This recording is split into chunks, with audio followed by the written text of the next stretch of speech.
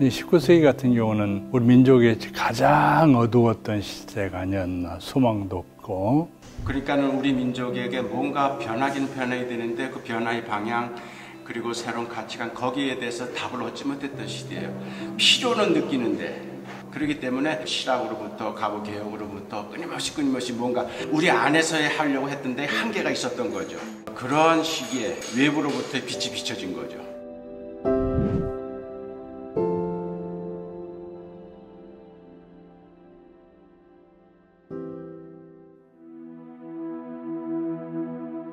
목숨을 걸고 이역만리 태평양을 건너온 나라 조선. 그렇게 도착한 은둔의 땅에 처음 노크를 한 이방인의 손에 들려진 작은 가방 하나. 그 안에는 혼돈과 갈망의 시대를 지나는 우리에게 새로운 시대를 빚어갈 씨앗이 담겨 있었습니다. 크고자 하는 자는 나를 섬겨야 한다. 그동안 한국 사회가 경험하지 못했던 섬김의 리더십이었습니다.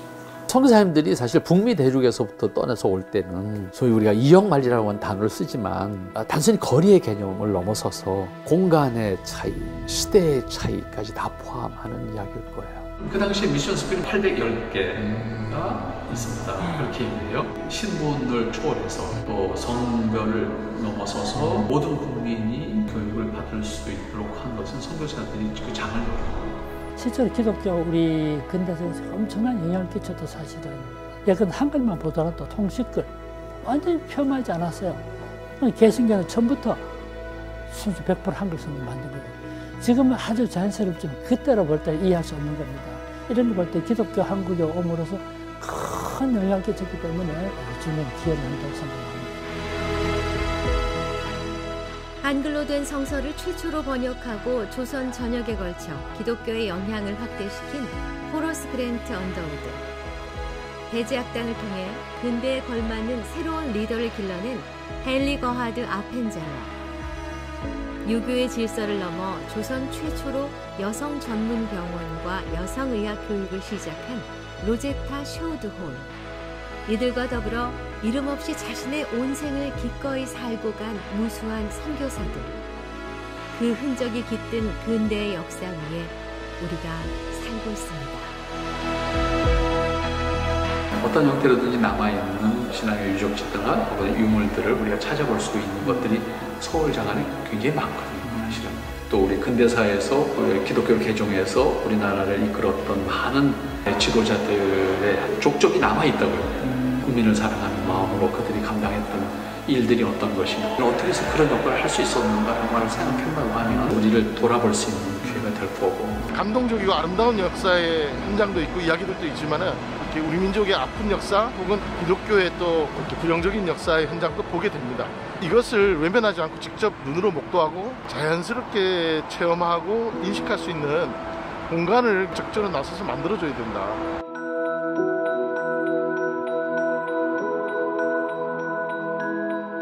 좀 특별한 하루였어요. 학교에서도 역사 탐방했는데 뭔가 지루했는데 이렇게 해서 다니면서 하다 보니까 새롭게 또 알게 되고 이쪽 동네에 계속 살고 뭐 그러기는 했는데 그냥 스쳐 지나갔던 것들 이렇게 자세하게 설명을 들으니까 너무 좋죠. 선교사분들이 멀리서 오신 거잖아요. 사실 되게 그렇게 하기 쉽지 않을 것 같은데 종교적인 신앙이 한 나라의 역사를 바꿀 수 있는 큰 힘이 될 수도 있구나라는 걸 느끼게 됐어요. 네. 한국이 이렇게까지 자유를 누리면서 우리의 문화가 발전할 수 있었던 것들도 최초의 선교사님들이 들어오시면서 믿음 안에서 세워진 가치들이 이게 진짜 우리가 지금 누리고 있는 가치들이 아닐까? 그런 것들을 전 자녀들한테 남겨주고 싶습니다.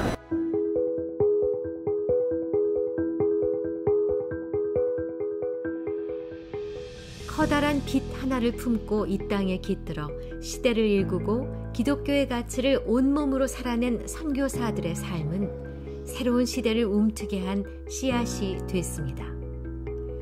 그 씨앗이 움튼 땅 위에서 일제치하 암흑의 시대를 이끄는 민족의 지도자들이 거목으로 자랐고 결국 그 씨앗은 대한민국이라는 새로운 나라의 뿌리가 되었습니다.